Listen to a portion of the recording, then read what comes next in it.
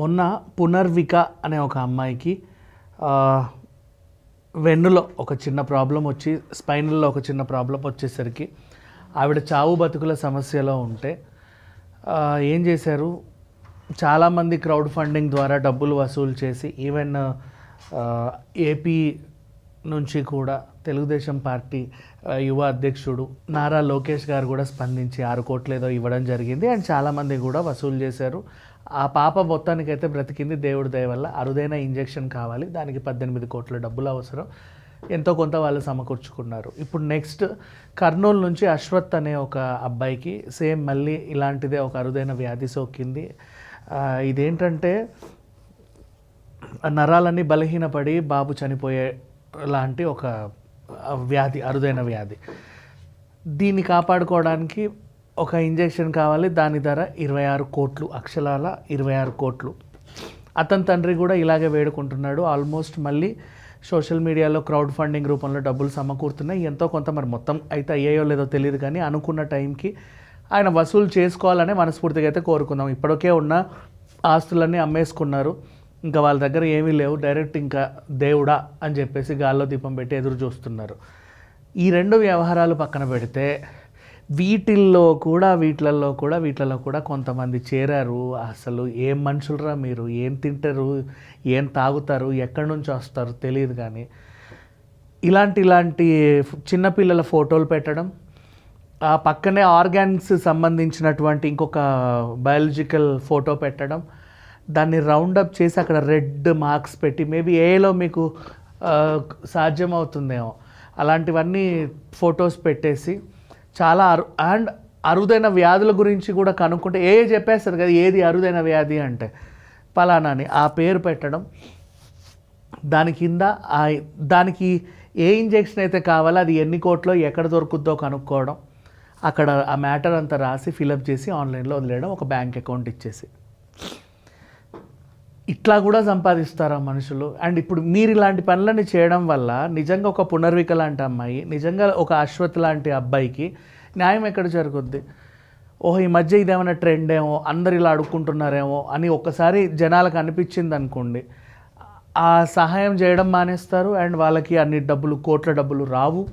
Government కూడా స్పందిస్తుందో లేదో తెలియదు అన్ని సమయాలలో, ఎందుకంటే వాళ్ళకు కూడా రీచ్ అవుద్దో లేదో తెలియదు. ఇట్లాంటి అరుదైన వ్యాధులు వస్తాయని కూడా నిజంగా మన దేశంలో ఎవరికి తెలియదు. ఎందుకంటే ఒకవేళ తెలిసుంటే గవర్నమెంట్ కొన్ని అట్లీస్ట్ 5-6 నిల్వలు పెట్టుకునేది, ఎప్పుడైనా ఎవరికైనా వచ్చినప్పుడు మనం ఇవ్వచ్చు కదా అని చెప్పేసి. అట్లాంటిది కూడా ఏం లేదు. సో ఇప్పుడున్న సిచ్యువేషన్ ఇట్లా తయారైంది. చాలా రేర్. అంటే ఏం చేస్తున్నారంటే వీళ్ళు ఏఐని ఉపయోగించుకోవడానికి, ఈ ఏఐ ఎందుకు ఇస్తుందో ఇవ్వకుండా ఉంటే బాగుండు, మరి దానికి తెలియదు. పిచ్చిది క్రైములు కూడా చేస్తున్నారని. వీళ్ళు ఏం చేస్తున్నారంటే ఒక బాబు లేదా ఒక పాప ఫోటో తీసుకుంటున్నారు.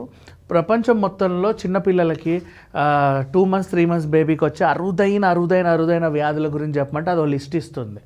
అందులో ఒక మంచి పదాన్ని తీసుకుంటున్నారు, అంటే ఈజీగా అర్థమయ్యేదో లేకపోతే క్రిటికల్గా ఉండేదో తీసుకుంటున్నారు. తీసుకొని దీన్ని నయం చేయాలి అంటే ఇమీడియట్గా ఎన్ని రోజుల్లో ఏం కావాలి అంటే చెప్తుంది, ఇన్ని రోజుల్లో కల్లా పలానా ఇంజెక్షన్ ఇస్తే ఈ పాప బతుకుద్ది అని చెప్పేసి, పాప లేదా బాబు.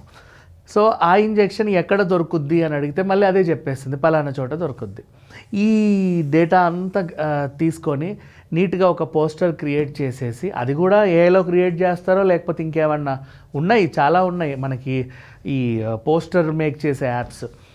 దాంట్లో ఇవి వేసేసి ఒక మంచి బ్యాంక్ అకౌంట్ నెంబర్ క్రియేట్ చేసేసి పడేస్తున్నారు. వీళ్ళ ఉద్దేశం ఏంటంటే పునర్విక లాంటి అమ్మాయికి 16 కోట్లు జమ అయినప్పుడు మనకు కనీసం అందులో 1 కోటి వచ్చినా చాలు కదా, లైఫ్ సెటిల్ కదా. అంతెందుకు 10 లక్షలు వచ్చినా వాడికి వచ్చినట్టే కదా ఎంతో కొంత. ఈ రకంగా కూడా సంపాదించుకునే మనుషులు ఉన్నారు. దయచేసి ఫేక్ అకౌంట్స్ చాలా బయట తిరుగుతూ ఉన్నాయి, నమ్మకండి. నిజంగా ఏదైనా ప్రాబ్లం వస్తే వాళ్ళ తల్లిదండ్రులకి కాంటాక్ట్ అవ్వండి, వాళ్ళు ఏ ఊర్లో ఉన్నారో ఆ ఊర్లో వాళ్ళకి కాంటాక్ట్ అవ్వండి. నిజంగా సమస్య తీవ్రత చాలా ఎక్కువగా ఉంటే వెళ్ళి సహాయం చేయండి. ఇంక అంతకుమించి మనం ఏమీ చేయలేము. బట్ ఈవెన్ దో ఏదేమైనా సరే ఇది ఒక మంచి పరిణామం అనే చెప్పుకోవాలి. చాలామంది స్పందించి డబ్బులు సహాయం చేస్తున్నారు, డబ్బో ఇంకేదో వాట్ ఎవర్, ఒక సాటి మనిషి బ్రతకాలి అని చెప్పేసి చాలామంది ఎక్కడెక్కడెక్కడ నుంచో దాతలు వచ్చి సహాయం చేస్తున్నారు. అది చాలా మంచి పరిణామం. వీళ్ళ వల్ల ప్రభుత్వాలు కూడా కదులుతున్నాయి, ఇంకా మంచి పరిణామం. కానీ ప్రతి మంచి పరిణామానికి ఒక టూ సైడ్ ఇంకొకటి ఏదో ఉంటుంది, ఒక డార్క్ షేడ్ ఉంటుంది అన్నట్లుగా దాన్ని కూడా ఈ సైబర్ క్రైమ్ చేసేవాళ్ళు వినియోగించుకొని అక్రమ మార్గాల్లో డబ్బులు సంపాదించేసి జనాలను బురిడి కొట్టిస్తున్నారు. ఎవరైనా సరే ఇట్లాంటి వాళ్ళకి సహాయం చేయాలనుకున్నప్పుడు కొంచెం ఆచితూచి వ్యవహరించండి. అండ్ అశ్వత్కి వీలైనంత తొందరలో ఆ 26 కోట్లు సమకూరి ఆ అబ్బాయి ఆయురారోగ్యాలతో మనలాగే హ్యాపీగా నవ్వుకుంటూ జీవించాలని కోరుకుందాం. Thank you so much.